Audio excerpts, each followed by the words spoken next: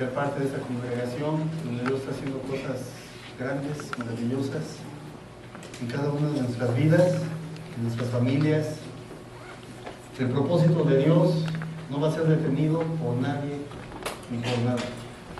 Y somos parte de ese propósito.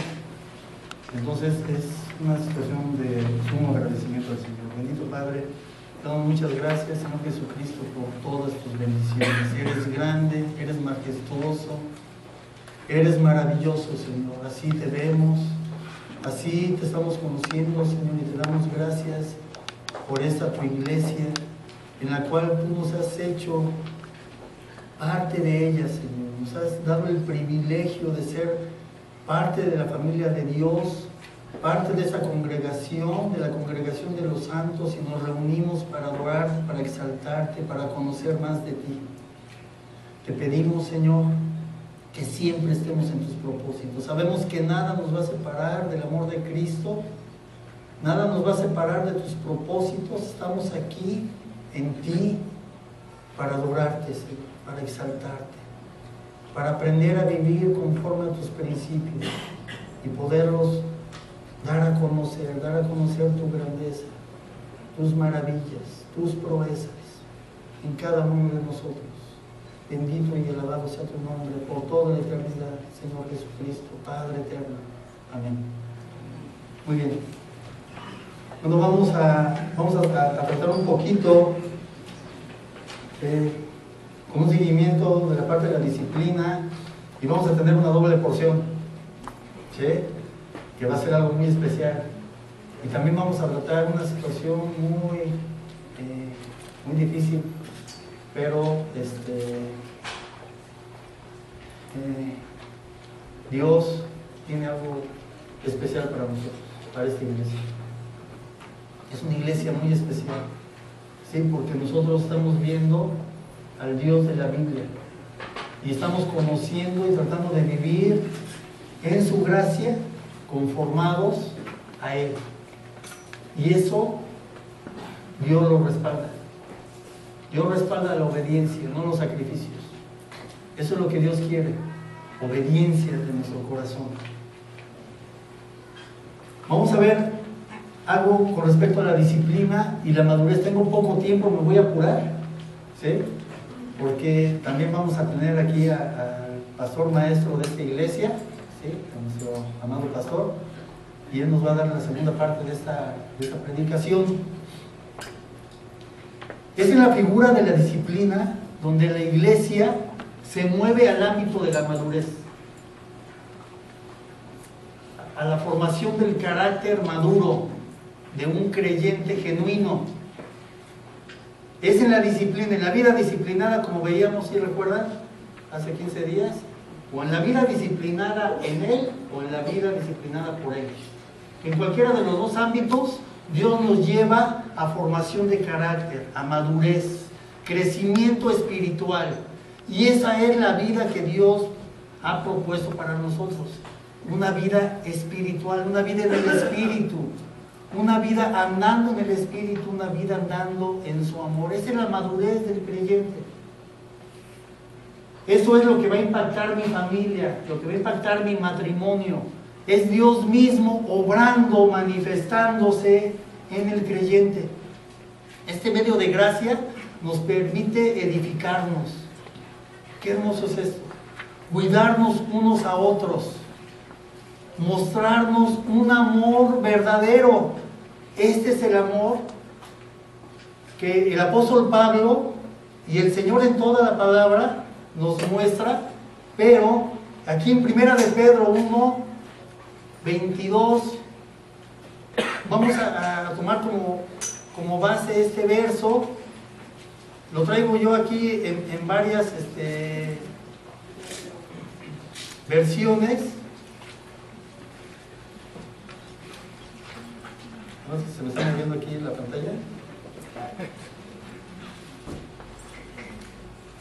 Miren, lo voy a leer primeramente en la Reina Valera.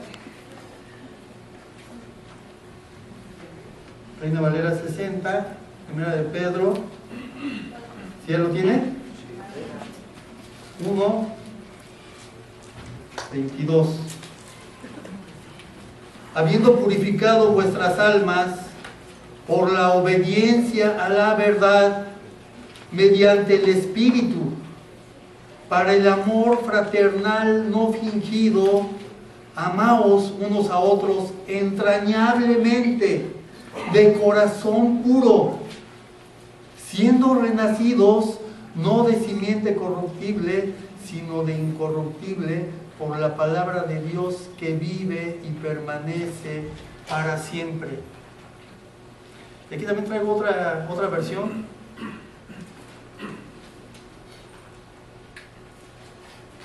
Pero no me deja enfocarla. En la traducción viviente dice: al obedecer la verdad, ustedes quedaron limpios de sus pecados. Por eso ahora tienen que amarse unos a otros como hermanos, con amor sincero. Ámense profundamente de todo corazón, pues han nacido de nuevo, pero no a una vida que pronto se acabará. Su nueva vida durará para siempre, porque proviene de la eterna y viviente palabra de Dios.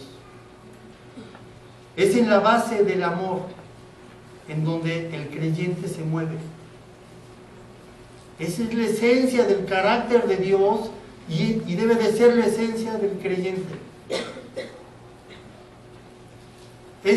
El amor de Dios es la base de la regeneración. Es por lo que Cristo entregó su vida, para que tuviéramos redención y una nueva vida en Él. Regeneración espiritual. Pero también la regeneración es la base del amor genuino, ya en el creyente. Primeramente, el amor de Dios es la base para la regeneración, y la base del amor genuino es la misma regeneración. La regeneración espiritual, hecha por el Espíritu Santo, por medio del Evangelio, la palabra de Dios. No podemos decir que amamos si el amor de Dios no está en nosotros, si el amor de Él no actúa en nosotros. Este amor con el que nos amó primero nos capacita para amar con el tipo de amor que solamente Dios provee.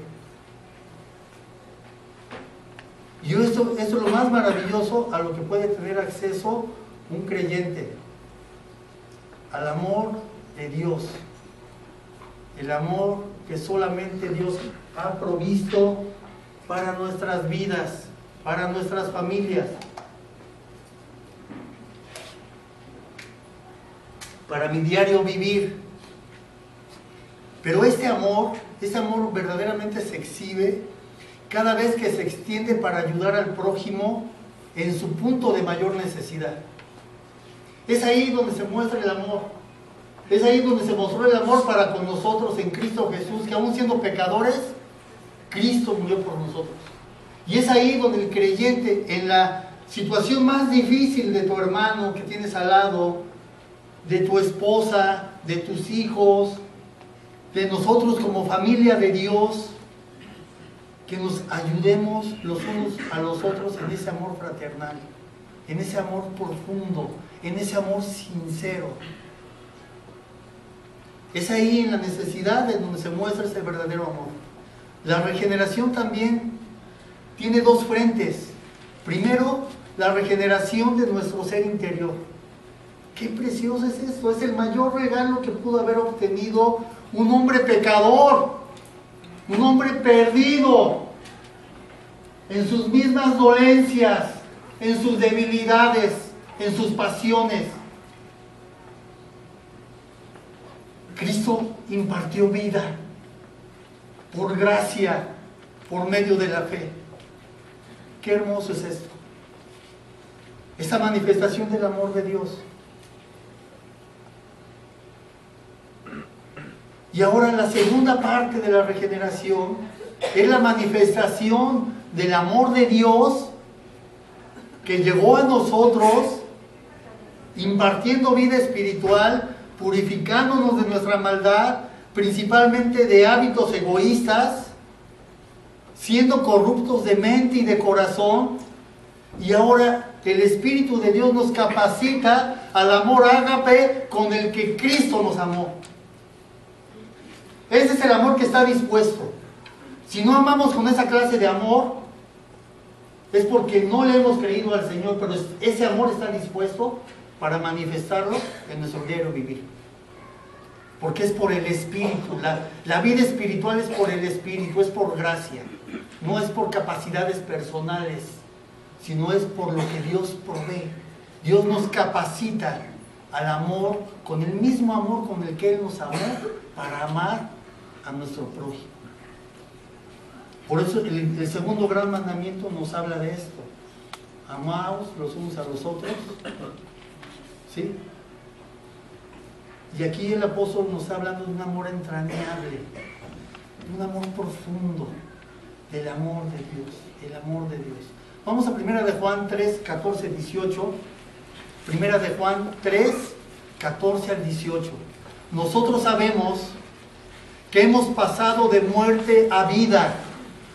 Aquí empezamos a ver cómo toda esta disertación es verdadera. Nosotros sabemos que hemos pasado de muerte a vida en que amamos a los hermanos. El que no ama a su hermano permanece en muerte. Todo aquel que aborrece a su hermano es homicida. Y sabéis que ningún homicida tiene vida eterna. Y sabéis que ningún homicida tiene vida eterna permanente en él. En esto hemos conocido el amor, en que Él puso su vida por nosotros. También nosotros debemos poner nuestra vida por los hermanos. Pero el que tiene bienes de este mundo y ve a su hermano tener necesidad y cierra contra él su corazón, ¿cómo mora el amor de Dios en él? Hijitos míos, no amemos de palabra ni de lengua, sino de hecho y en verdad. Esta es la clase de amor con la que Dios nos pide que nos amemos. ¿Sí? ¿A qué tipo de amor se refiere en sí? Y vamos a ver aquí una palabra. Primeramente, voy a mover un poquito el diseño porque me está causando problemas.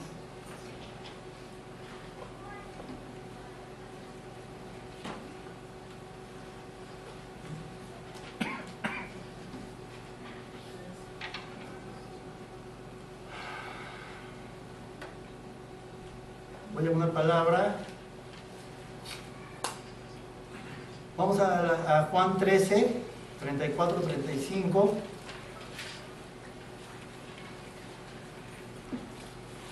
Vamos a ver a qué tipo de amor se está refiriendo el Señor. Un mandamiento nuevo os doy, que os améis unos a otros como yo os he amado, que también os améis unos a otros. En esto conocerán todos que son mis discípulos, si tuviereis amor los unos con los otros. En estos versos, 2 versos, se repite 3 veces el mandamiento. Este nuevo mandamiento, que si lo pensamos, pues no es tan nuevo. Es un mandamiento que viene desde el Antiguo Testamento, desde el primer y segundo gran mandamiento. ¿Sí? El amar a Dios sobre todas las cosas, con todo mi corazón, toda mi mente, todas mis fuerzas. ¿Sí? Y amar a mi prójimo como a mí mismo. Pero aquí Dios nos dice, Cristo mismo nos está diciendo que es un nuevo mandamiento. Y en lo que se basa el nuevo mandamiento es en que amemos a nuestro prójimo como Cristo nos amó. Es así como debemos de amar, con esa profundidad, con esa anchura, con esa longitud, el de conocer el amor de Cristo y vivir conformados a ese amor, manifestar ese amor. Ahorita en la clase me llamó la atención Bueno, ahí la pregunta que sí, ¿verdad? Una pregunta ahí, una buena pregunta. Y bueno, lo que nos estaba ayudando Ricardo en la clase nos dio un verso de Juan 14, 21. Me llamó mucho la atención. Y quisiera yo leerlo.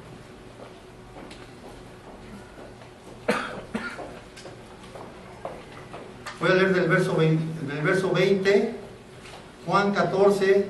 En aquel día vosotros conoceréis que yo estoy en mi Padre, y vosotros en mí, y yo en vosotros. El que tiene mis mandamientos y los guarda, ese es el que me ama. Y el que me ama será amado por mi Padre, y yo le amaré y me manifestaré a él. Y más adelantito dice: el que no me ama no guarda mis palabras, y las palabras que habéis oído no es mía, sino del Padre que me envió. Este es el amor, la manifestación de Cristo en nosotros. Así es como debemos de amar a nuestras esposas, varones, en ese gran mandamiento de amar a vuestras mujeres como Cristo amó la iglesia. Es en ese amor en el que nos debemos de mover. El verdadero creyente se debe de mover en ese amor, que nos amemos unos a otros. Es un afecto fraternal entrañable, sincero, sin hipocresía, sin motivos corruptos, desinteresado, en la base de la palabra de Dios. Esto es la simiente incorruptible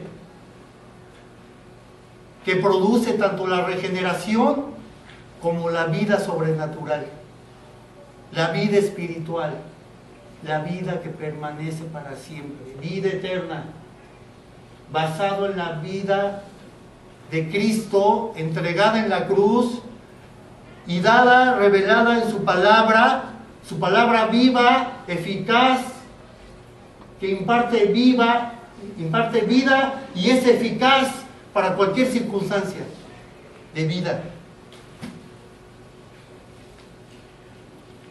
¿Qué va a pasar? ¿Qué pasa si no obedecemos a esta preciosa forma de vida que nos ofrece el Señor?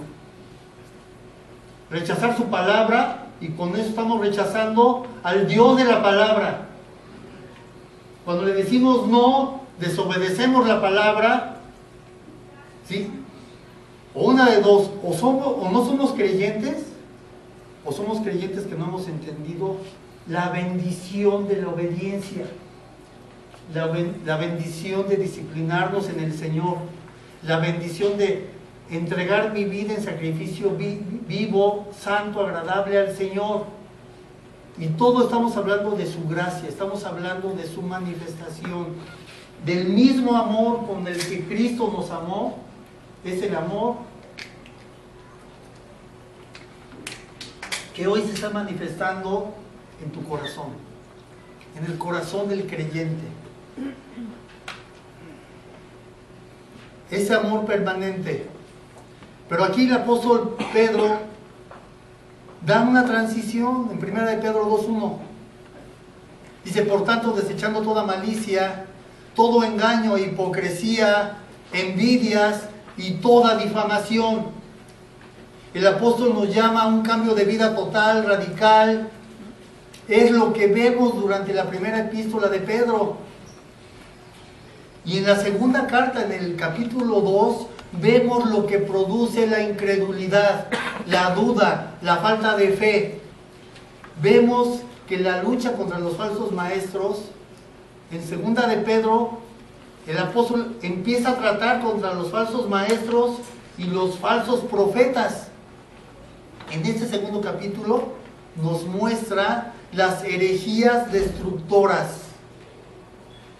Es una enseñanza contra los falsos maestros. ¿Qué puede pasar si no obedecemos esto que nos muestra el apóstol? Pero se levantarán falsos profetas entre el pueblo.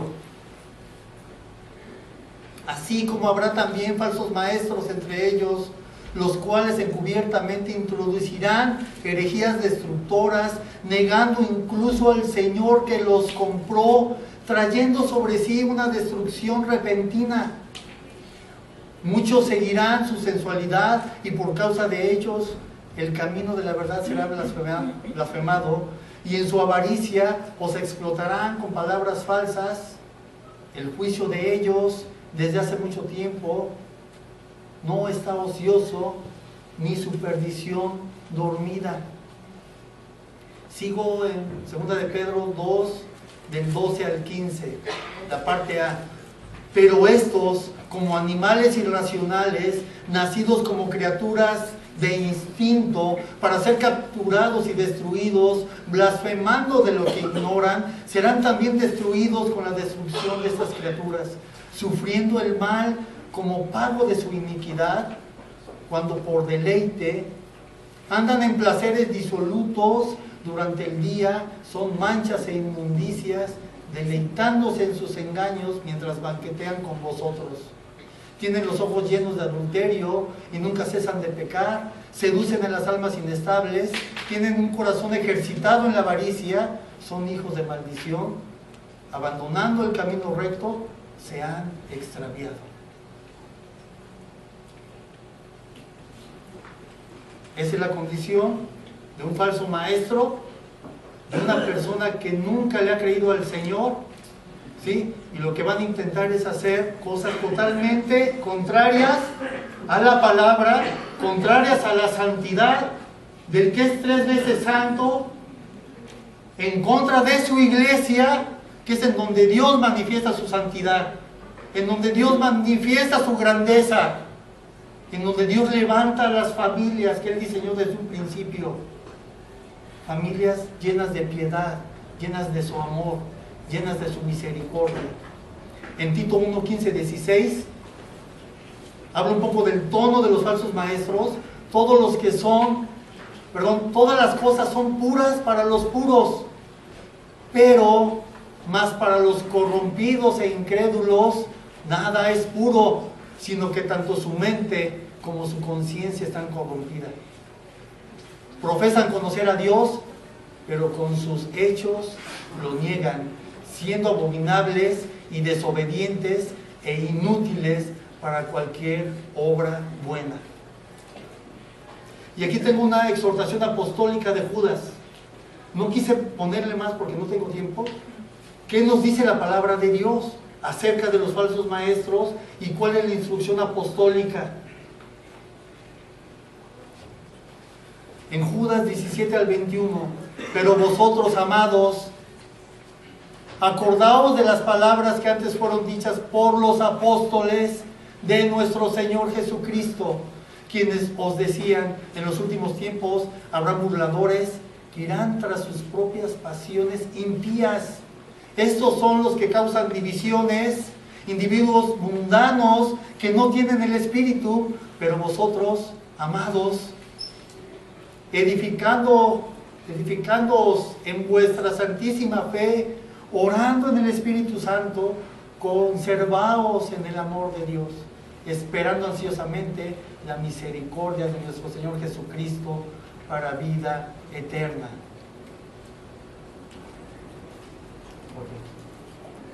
Entonces, esta es la instrucción apostólica. Tengo que hacer Traigo una palabra en Tito. Quisiera que lo escucháramos, Tito 2. Rápidamente, ya con esto cierro mi parte.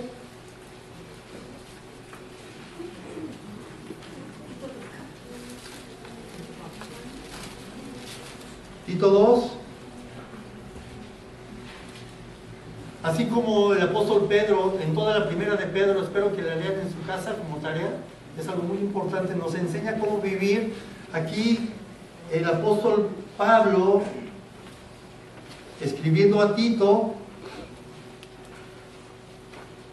Cristo Jesús hablando a su iglesia: pero tú habla lo que está de acuerdo con la sana doctrina, que los ancianos sean sobrios, serios, prudentes, sanos en la fe, en el amor, en la paciencia. Las ancianas asimismo sean reverentes en su porte, no calumniadoras, no esclavas del vino, maestras del bien, que enseñen a las mujeres jóvenes a amar a sus maridos y a sus hijos, a ser prudentes, castas, cuidadosas de su casa, buenas, sujetas a sus maridos, para que la palabra de Dios no sea blasfemada. Exhorto asimismo a los jóvenes a que sean prudentes, presentándote tú en todo como ejemplo de buenas obras, en la enseñanza, mostrando integridad, seriedad, palabra sana e irreprochable, de modo que el adversario se avergüence y no tenga nada malo que decir de vosotros. Exhorta a los siervos a que se sujeten a sus amos, que agraden en todo, que no sean respondones, no defraudando, sino mostrándose fieles en todo, para que en todo adornen la doctrina de Dios nuestro Salvador. Porque la gracia de Dios, escuchen, porque la gracia de Dios se ha manifestado para salvación a todos los hombres, enseñándonos que renunciando a la impiedad y a los deseos mundanos, vivamos en este siglo sobria, justa y piadosamente, aguardando la esperanza bienaventurada y la manifestación gloriosa de nuestro gran Dios y Salvador Jesucristo, quien se dio a sí mismo por nosotros para redimirnos de toda iniquidad y purificar para sí un pueblo propio, celoso de buenas obras. Esto habla y exhorta y reprende con toda autoridad. Nadie te menosprecie. Esa es la instrucción de la palabra, ¿sí? Y bueno, con esto cierro mi participación. Le doy la entrada a nuestro pastor maestro.